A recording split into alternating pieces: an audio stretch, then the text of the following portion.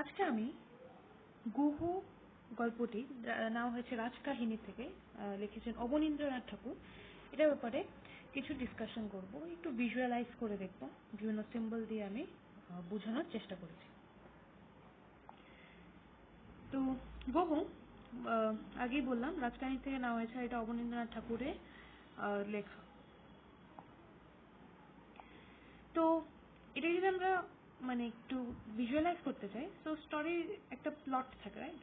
তো স্টোরিটা set up কোথায় হয়েছে? বিন্ধ্যাচলে। বিন্ধ্যাচল একটি জায়গার নাম। বিন্ধ্যাচলের এবার এখানে চন্দ্রাবতী রাজ্যে একটি শ্বেত পাথর ছিল। সেই শ্বেত পাথরটি খুবই সুন্দর ছিল।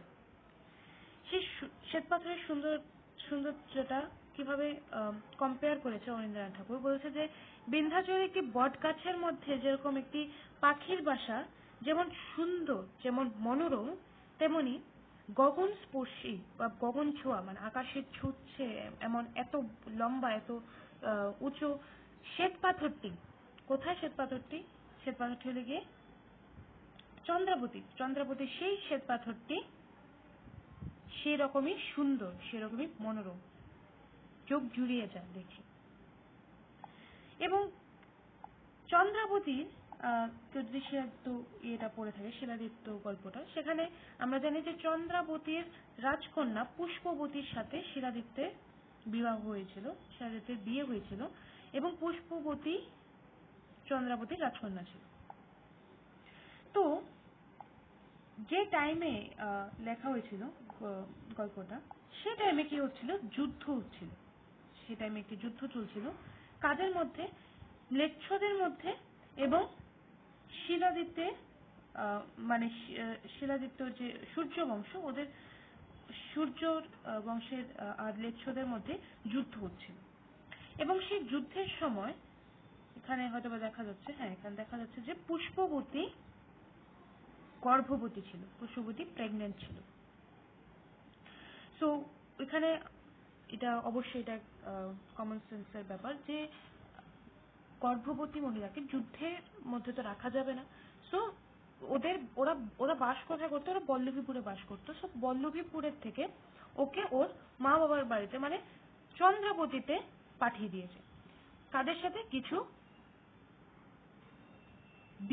বীরদের সাথে, ঠিক আছে, রাজপুত বা বীরদের সাথে, যারা খুব সাহসী ছিল এবং রাজার আদেশ পালন করে পুষ্পবতীকে চন্দ্রাবতীর সেই শ্বেত পাথরে ওর মা বাবার সাথে রেখে গেল।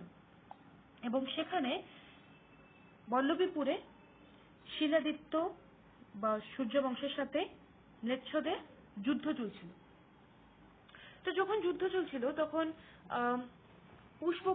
পুষ্পবতী সবসময় ভাবতো যে যখন মহারাজা ফিরে আসবে, পুষ্পবতী শিলাদিত্য যখন আসবে, শিলাদিত্যের সাথে ঠান্ডার দিনে দিন কাটাবে সেই শ্বেত পাথরের নিচে বসে। এবং ওদের যখন রাজপুত্র হবে, রাজপুত্রকে নিয়ে ওরা দুজন বল্লভীপুরে যাবে। তো আমি এখানে দেখানোর চেষ্টা করেছি যে এটা পুষ্পবতী আর এখানে শিলাদিত্য, ওরা দুইজন রাজপুত্রকে নিয়ে কোথায় যাবে? রাস্তাটা দেখা, বল্লভীপুরে। এবং ঠান্ডার দিনে ওরা দিন কাটাবে। সেগুলো কল্পনা ছিল। কার কল্পনা? ছিল পুষ্পবতী। কিন্তু দুর্ভাগ্যক্রমে শিলাদিত্যের যুদ্ধ ক্ষেত্রে মৃত্যু হয়ে যায়। তো শিলাদিত্য ও রাজপুত্রর মুখ দেখে যেতে পারেনি। এবং এই যে সবটা গল্প, সেটা এই রাজপুত্রের উপরেই বেস করে হয়েছে, কারণ রাজপুত্রের নামই ছিল গুহ। এবং সেই নামটা কেন পড়েছে, এই গুহর নাম কেন গুহ দেওয়া হয়েছে, সেটাও আমরা পরে দেখতে পারব। তো যখন যুদ্ধ চলছিল তখন পুষ্পবতী শিলাদিত্যের অপেক্ষা করত, এবং যেখানে উনি থাকতো, যেখানে পুষ্পবতী থাকতো, সেই শ্বেত পাথরের তৈরি সেই রাজপ্রাসাদটিতে সেটার সামনেই 50 গজ নিচেই একটি পাকা রাস্তা ছিল, যেটা বল্লভীপুরে যেত। ঠিক আছে, বল্লভীপুরে যাওয়ার একটি পাকা রাস্তা ছিল, এবং ঠিক এটার সামনে একটি পাহাড়ও ছিল। সেই পাহাড়টির নাম মালিয়া পাহাড়, সেটা আমরা পরে পাবো। সে পাহাড়টির নাম মালিয়া পাহাড়। তো উনি সেখানে কি করেছে, উনি সেখানে একটি শ্বেত পাথরের একটি বারান্দা বানিয়েছে। সে বারান্দাটা বানিয়েছে, আর এখানে উনি বসে একটি পাগড়ি বানাতো, সবসময় একটি পাগড়ি বানাতো, যাতে মহারাজা যখন যুদ্ধক্ষেত্রে থেকে জয় করে আসবে সেই পাগড়িটা যেন পরিয়ে দিতে পারে। এবং সেখানে পুষ্পবতীর খুব ইচ্ছা ছিল যাতে ওইখানে বসে মহারাজার মুখ থেকে যুদ্ধের গল্প শুনবে। তো প্রত্যেক সন্ধ্যাতে যখন উনি এখানে বসতো, তখন দাসীর হাতে চিঠি পাঠাতো। তো শিলাদিত্য যখন বেঁচে ছিল তখন দাসীর হাতে চিঠি পাঠাতো, এবং পুষ্পবতী সেদিন শুধু চিঠি হাতে নিয়ে বসে থাকতো। আর উনি এত প্রসন্ন হতো, উনি এত আনন্দিত হতো যে যখনই কেউ আসতো, কেউ হয়তো বা দেখো গান গেয়ে গেল, এরপর গান গাইতে গাইতে যাচ্ছে, দেন কোনো রাখাল ছেলে হয়তো বা রাখাল বালক হয়তো বা ছাগল চড়াতে নিয়ে গেল, তখন ওরা যখন ঘনিষ্ঠভাবে প্রণাম করে, খুব খুব রেসপেক্ট দেখিয়ে যখন প্রণাম করতো, তখন রানী খুব খুশি হয়ে সোনা, হিরে, পান্না এগুলো ওদেরকে দিয়ে দিত, ওরা ওদেরকে দান করে দিত। তো যখন সন্ধেবেলা হয়ে যেত, আমি সন্ধ্যাটা এমন ভাবে দেখা, যখন সন্ধে হয়ে যেত তখন বিন্ধ্যাচলে স্থিত, আমার ভিডিওটা কিছুক্ষণ পরে পজ হয়ে যাচ্ছে, তো এটার জন্য সরি। বিন্ধ্যাচলেই একটি মন্দির ছিল, মা ভবানীর মন্দির। তো সেখানে কাশি, ঘন্টা এগুলো বাজতো, সন্ধ্যাবাতি দিত বলতে গেলে, সন্ধ্যের যে পুজো হয়। তখন রাজার পাঠানো সেই চিঠিটা, পুষ্পবতী সেই চিঠিটাকে যত্ন সহকারে ওর চুলের খোপাতে, ঠিক আছে, আমি এখানে এটা পুষ্পবতীর চুল ধরে নাও, চুলের খোপার ভিতরে সে চিঠি ও গুজে রাখতো, এবং একটি পাটের শাড়ি পরে ও মা ভবানীর মন্দিরে যেত এবং মা ভবানীর পুজোতে বসতো।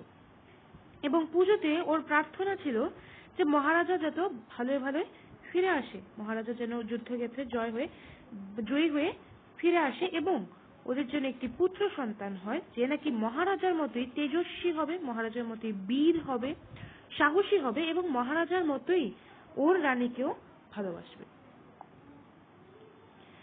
তো সেখানে ও এগুলো করতো, এবং ও বারান্দায় বসে বসে আরো একটি কাজ করতো। আমি বলছিলাম যে পাগড়ি বানাতো, পাগড়ির মধ্যেও আরো একটি কাজ করতো, যে ও একটিও চাদর বানাচ্ছিল, ঠিক আছে, একটা চাদর বানাচ্ছিল মহারাজার জন্য, যেটা নাকি সবুজ রেশমে করা চাদর, আর এখানে গোল্ডেন এমব্রয়ডারি ছিল, এবং সুতোটাও যেটা, এটা মানে সোনার সুতো ছিল। তো একদিন সেই কাজ করতে করতে ওর মার সাথেও বসেছিল, শ্বেতপাথরে ছিল, ওরা শ্বেতপাথরের ভিতরে ছিল, ওর মার সাথে পুষ্পবতী বসে বসে সেই চাদরই সুই দিয়েও এমব্রয়ডারি করছিল, এবং জাস্ট প্রায় শেষ হয়ে গেছিল এটার কাজ।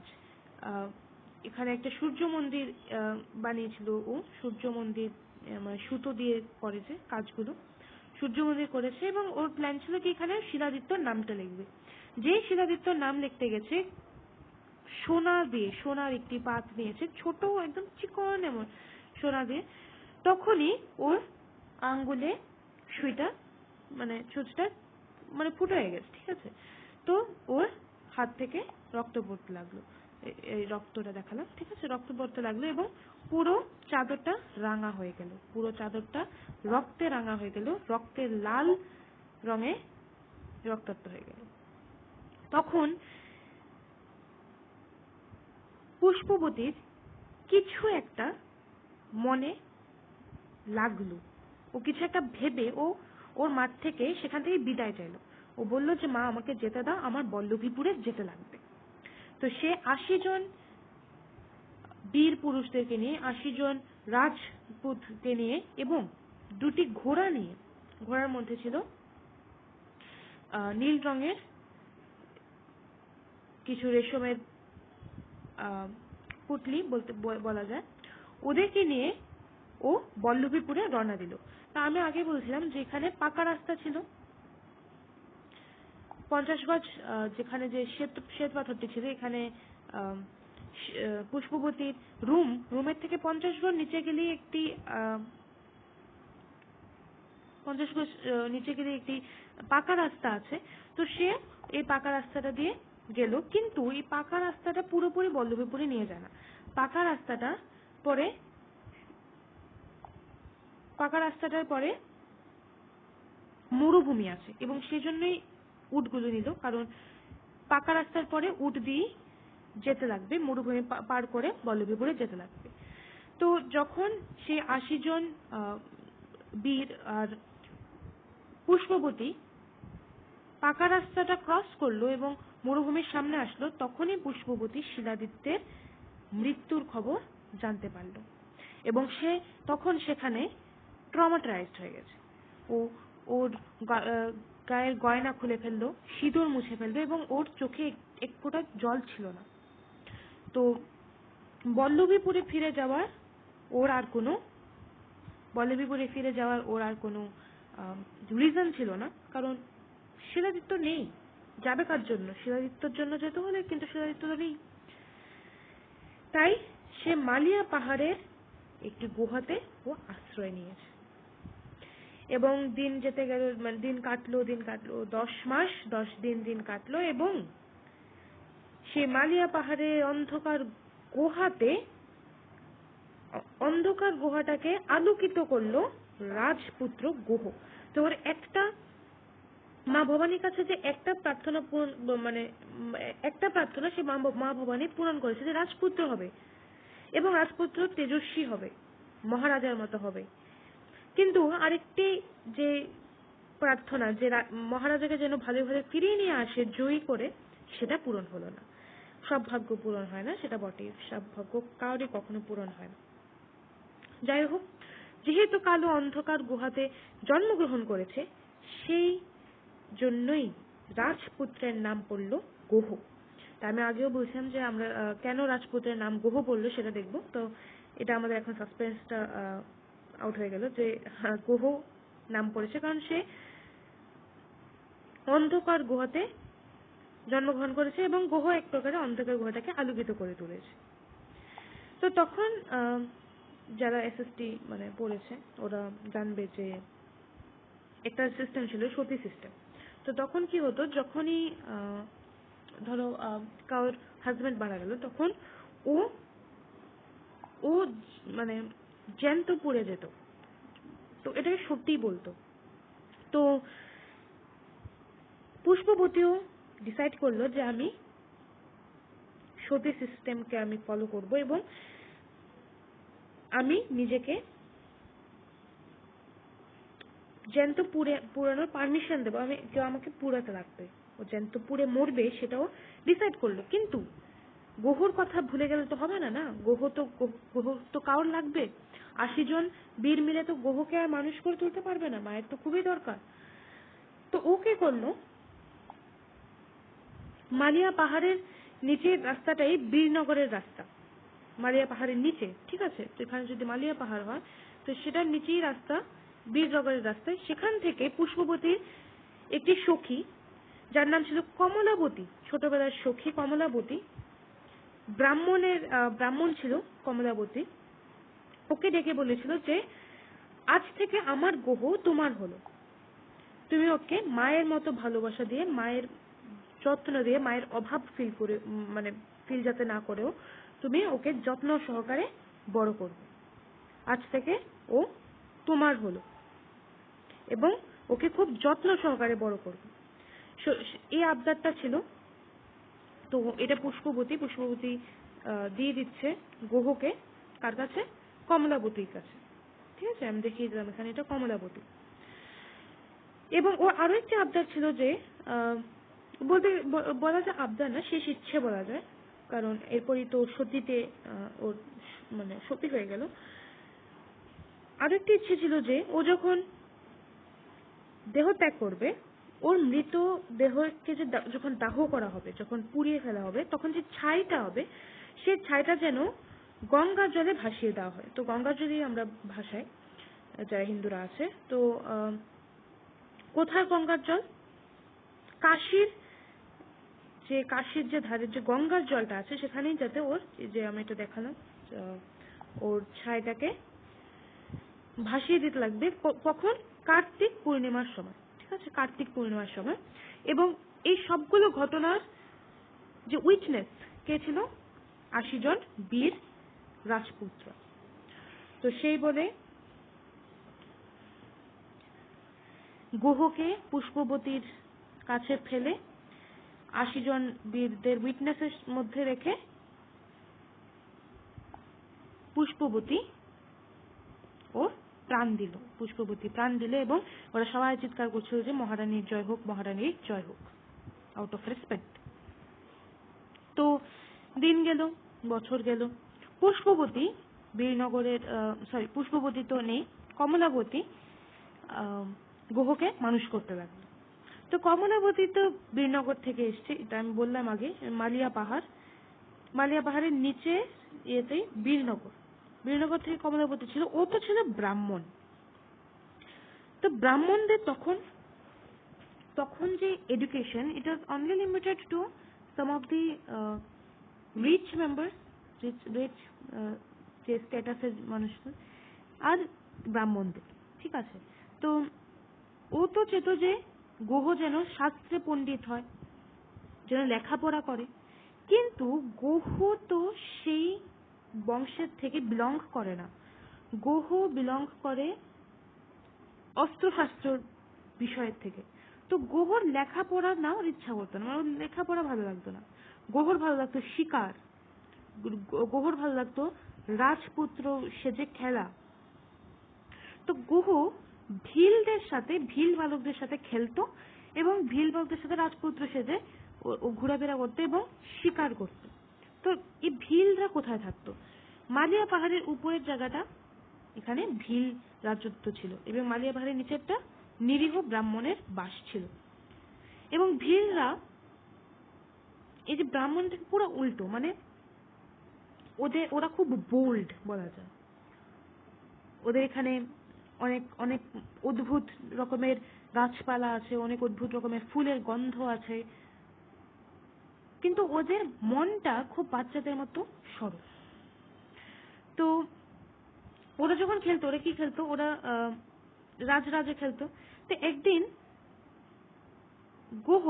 যেটা গুহ ঘোড়ায় বসে আসলো এবং একটি বাঘের ছাল পরা, ওরা বাঘের ছাল পরতো, ভিলদের ছেলেমেয়েরা বাঘের ছাল পরতো, বাঘের ছাল পরা একটি ভিল বালক মাদল বাজিয়ে, মাদল মানে তো এমন থাকে না অনেক সময় যে এটা এখানে যে কিছু ঝুনঝুনি টাইপের থাকে, তো সেটা বাজিয়ে গুহকে ওয়েলকাম করতে লাগলো যে আমাদের রাজা এসেছে।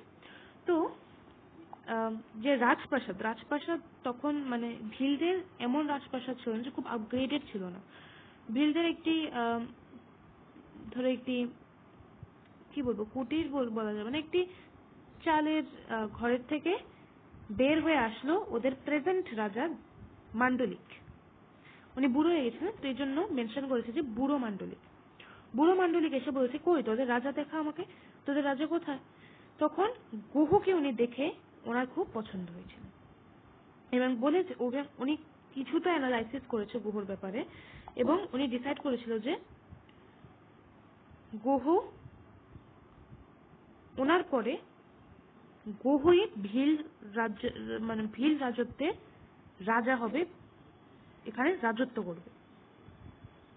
তো ও বলেছিল, একটি ভিল বালককে বলছিল যে ওর কপালে, গুহর কপালে, তো এটা যদি গুহ হয়, এটা গুহর কপালে তিলক পরিয়ে দিতে, এবং সেই তিলকটা রক্তের তিলক। ভিলরা মানত যে এই রক্তের তিলক যদি কাউকে পরিয়ে দেওয়া হয় এই রক্তের তিলকটাকে মুছার সাধ্য কারণ নেই। তো সেটা একটা টাইপের ইনশিওর করে যে যতদিন গুহ বেঁচে রয়েছে ততদিন পর্যন্ত ও রাজা। তো একটি ভিল বালক ওর আঙ্গুল কেটে রক্তের তিলক গুহর কপালে পরিয়ে দিয়েছে। কিন্তু প্রশ্নটা হলো গুহকে কেন চুজ করলো? আমরা জানি যে আগে কি হতো, রাজার পর ছোট ভাই কিংবা ছেলে, মেয়েদেরকে দেওয়া হতো না। ঠিক আছে, আমরা যদি মেয়েও ধরিনি, ঠিক আছে মেয়ে, তো বেসিক্যালি ছেলে মেয়ে না করে সন্তান বলি, সন্তান কিংবা ছোট যে ভাই বোন যেই আছে। তো গুহকে কেন চুজ করলো? কারণ প্রথম কথা, মান্ডলিক নিঃসন্তান ছিল, মান্ডলিকের কোনো সন্তান ছিল না, আর ছোট ভাই ছিল যার সাথে কিছু একটা ইস্যু আছে। তো আমি এটা একটু ডট দিয়ে দেখলাম যে কিছু একটা ইস্যু আছে, এই ইস্যুটা আমরা একটু পরেই জানতে পারবো।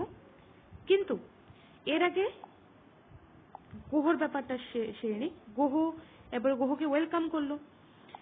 এটা কাঠের সিংহাসন যেখানে বুড়ো মান্ডলিক বসে, এবং ঠিক তার পাশে একটি কাঠের পিঁড়ি যেখানে রাজপুত বসে। তো এতদিন সেটা খালি ছিল, কারণ মান্ডলিক নিঃসন্তান ছিল, এখন সেখানে গুহ বসেছে। এবং যে গুহ বসলো, এটা এনশিওর করলো যে গুহ এখন রাজপুত্র, আর ও এরপরে, ও মান্ডলিকের পরে ওই রাজা হবে। তখনই যে ইস্যু ছিল ভাইকে নিয়ে, সেই ইস্যু সাসপেন্সটা খুলবে। ইস্যুটা কি? 10 বছর আগের কথা। বুড়ো মান্ডলিক এবং তার ছোট ভাই, ওদের মধ্যে কিছু একটি কথা নিয়ে ঝগড়া হয়েছিল, এবং তারপরে ছোট ভাই চলে গেল হিমালয়ে এবং আর ফিরে আসলো। কিন্তু যেদিন গুহকে সেই পিঁড়িতে বসানো হলো, হিমালয় থেকে 10 বছর পরে ফিরে আসলো, এবং ফিরে এসে তো ছোট ভাই অবাক যে এ কি, আমি থাকতে, ঠিক আছে আমি মানছি যে আমার বড় ভাই নিঃসন্তান, কিন্তু আমি থাকতে অন্য কাউকে কিভাবে পিঁড়িতে, রাজপুতের যে পিঁড়ি সেখানে কিভাবে বসিয়েছে? তখন ও বললো যে তোর কি মানে বুড়ো বয়সে কি তোর মাথা খারাপ হয়ে গেছে? তখন বুড়ো মান্ডলিক চেষ্টা করলো ওর ভাইকে বোঝাতে যে মাথা ঠান্ডা কর, আমি বোঝাচ্ছি। কিন্তু ভাই সেটা না শুনিয়ে বললো যে না, আমার মাথা ঠান্ডা হবে না, আমার মাথা ওই দিন ঠান্ডা হবে যেদিন আমি তোকে পুড়াবো, মানে যেদিন তুই মারা যাবে, আমি যেদিন তোকে পুড়িয়ে আমি যখন তোকে পুড়িয়ে দাহ করবো তখনই আমার মাথা ঠান্ডা হবে। তো সেই শুনে বুড়ো মান্ডলিকেরও মাথা গরম হয়ে গেছে, এবং বুড়ো মান্ডলিক বলছে যে তুই দূর হয়ে এখান থেকে, আজ থেকে তুই আমার শত্রু হলি। এবং 10 বছর পরে যে আসলো, এরপরেও আবার আরেকটা ফাইট লেগে গেল, এরপরে আরেকটা যুদ্ধ লেগে গেল। তো সেই দিন রাত্রে, এটা রাত্রেও আমি বুঝলাম তারা, ঠিক আছে, সেদিন রাত্রে, এটা সিম্বলটা দিলাম বুড়ো মান্ডলিকে, এখানে একটু কাটাপ্পা ফিলিংটা আনালাম আমি, ঠিক আছে, এটা একটা সিম্বল অ্যাকচুয়ালি, তো এত আঁকা তো সম্ভব না, তো আমি সিম্বল দিয়ে বুঝালাম। সো এটা দিকে মান্ডলিক, বুড়ো মান্ডলিক গুহর কাছে গেছে। তো প্রথম থেকে যদি লক্ষ্য করে থাকো, আমি গুহকে জন্ম থেকে আমি এইভাবেই রিপ্রেজেন্ট করছি গুহকে, ঠিক আছে, গুহকে আমি এইভাবেই রিপ্রেজেন্ট করে আসছি। তো আমি এখানে আবার গুহকে দেখাই, গুহ, সেটা গুহ তো এখন বড় হয়ে গেছে, তো একটু বড় করে দিলাম গুহকে। তো মান্ডলিক গিয়ে গুহর কানে কানে বলছে যে গুহ, আমি তোকে আমার ছেলের মতো ভালোবাসি, এবং কেউ ছেলের মতো ভালোবাসি মানে মান্ডলিক ওর বাবার মতো হলো তাহলে, এবং কোনো বাবা ওর ছেলের শত্রুকে সহ্য করতে পারে না, এবং ও চাবে যে আমার ছেলের শত্রু যাতে আমার ছেলেকে কোনো ক্ষতি না করে, তা আমি এটা এনশিওর করি যে আমার ছেলের শত্রু যেন আমার ছেলেকে ক্ষতি না করতে পারে। তখন মান্ডলিক বলল যে তোর শত্রু আমার শত্রু। তো শত্রুটা কে? শত্রুটা তখন বলছিল আজ থেকে তুই আমার শত্রু। তো ছোট ভাইকে বুঝিয়েছে, বলছে তুই তোর ছুরিটা দে, আমি তোকে তোর মানে তোর শত্রুর থেকে আমি তোকে রক্ষা করে নিচ্ছি। তো ওর প্ল্যানটা অ্যাকচুয়ালি কি ছিল, ওর ছোট ভাই, ওর নিজের ছোট ভাইকে ও মেরে ফেলবে। তো গ্রহ এত বিশ্বাস করতো মান্ডলিককে, বিশ্বাস করবে না কেন, পিতৃতুল্য। তখন ওকে ছুরিটা দিয়ে দিল, এবং ছুরিটাতে কিছুটা লেখা ছিল। কি লেখা ছিল? গ্রহর নাম লেখা ছিল। তো গ্রহর নাম লেখা সে ধারালো ছুরিটা নিয়ে মান্ডলিক গেল ওর ভাইকে মারতে। তো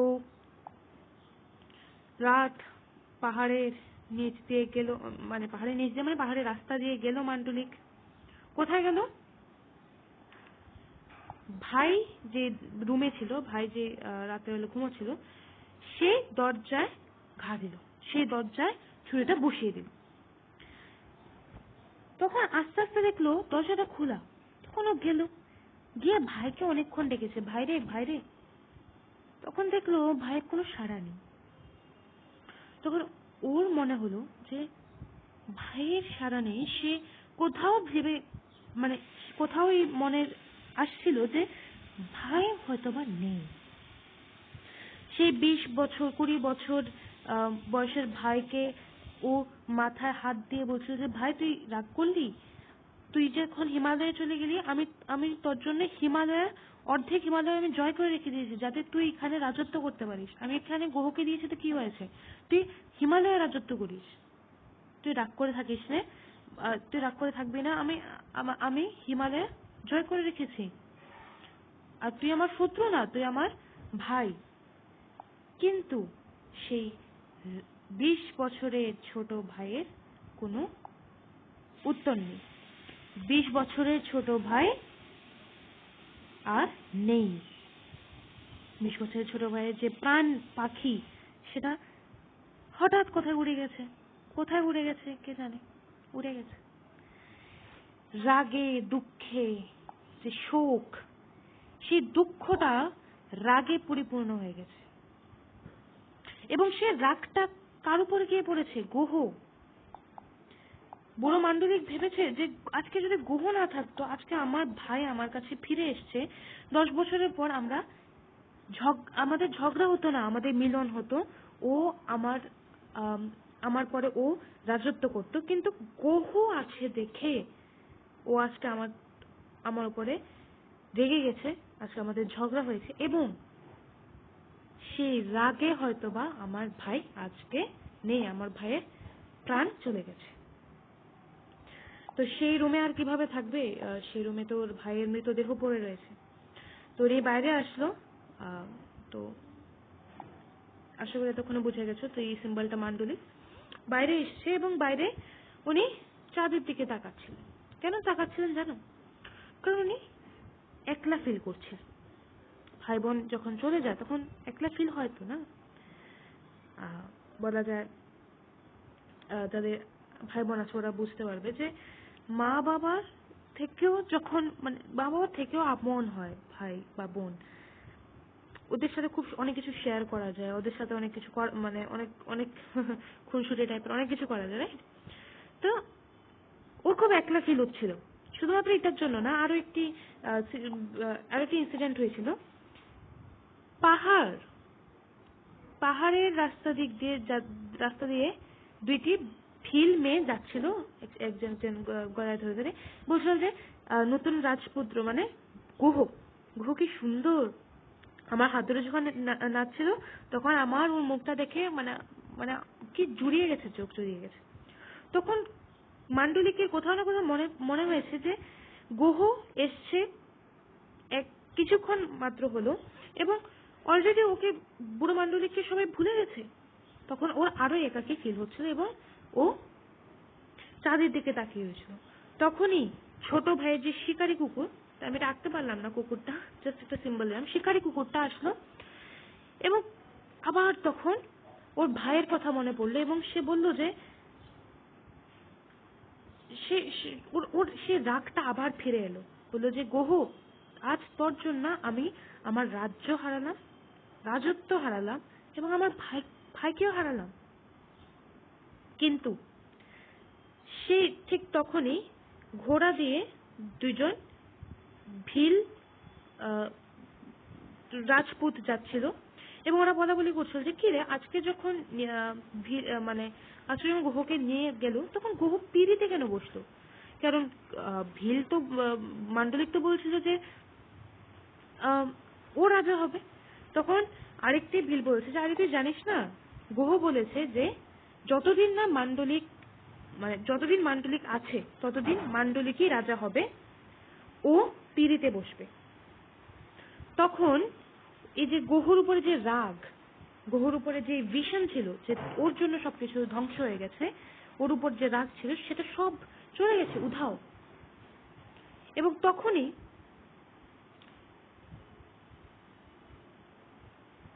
একটি পাথর ছিল সামনে, হয়তোবা দুঃখে এবং রিয়েলাইজেশন হয়েছে বা একটু গিল্টি ফিল হয়েছে যে আমি ছোট একটি বাচ্চা ছেলের উপরে আমি রাগ করছিলাম, ওকে সবকিছু দোষ দিয়ে দিচ্ছিলাম।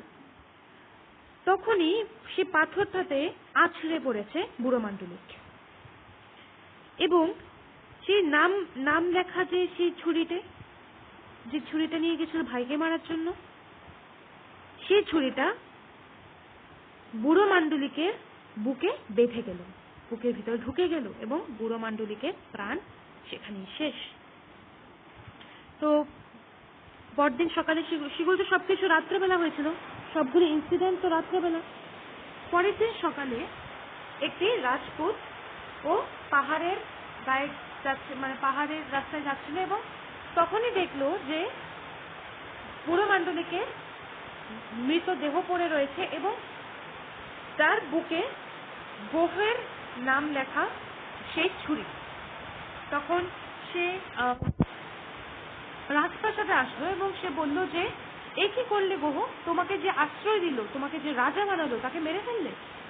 ঠিক তৎক্ষণাৎ গুহ ওর মাথা কেটে দেওয়ার, এখানে দেখো আমি এটা ভিল রাজপুতটা এবং ওর মাথা কেটে দিয়েছে, মাথা কেটে দেওয়ার আদেশ দিল গুহ। এবং সেখানে গিয়ে মানে যেখানে মান্ডলিকের মৃতদেহ ছিল সেখানে গেছে এবং ঠিক সেখানেই তো মান্ডলিকের ভাইয়ের যে রুমটি ছিল সেখান থেকে দুই ভাইয়ের মৃতদেহকে নিয়ে ও দাহ করেছে। সেখানে একটা দাহ করার সিন দেখানো হলো, দুটি দাহ করলো এবং সূর্য বংশের, ও তো অ্যাকচুয়ালি শিলাদিত্যের ছেলে, গুহ তো শিলাদিত্যের ছিল, গুহ তাহলে সূর্য বংশের হলো, সূর্য বংশের ছেলে গুহ ভিল রাজা হলো এবং ভিল যে এরিয়াটা ছিল, ভিলদের যে এরিয়াটা ছিল সেখানে রাজত্ব করলো। আশা করি গল্পটা বুঝেছ। আমি ট্রাই করলাম গল্পটাকে পুরোপুরি একটু ভিজুয়ালাইজ করে বোঝানোর, কারণ বই পড়ে হয়তোবা অনেকদের একটু বোরিং লাগতে পারে, তো বাট বইটাও পড়া দরকার। তো স্পেশালি যদি পরীক্ষার জন্য যদি থাকে বইটাও পড়বে, কিন্তু ভিজুয়ালাইজ করে পড়লে কি হয় তোমাদের মনে থাকবে ভালো। ঠিক আছে, আজকের জন্য এতটুকু। Thank you.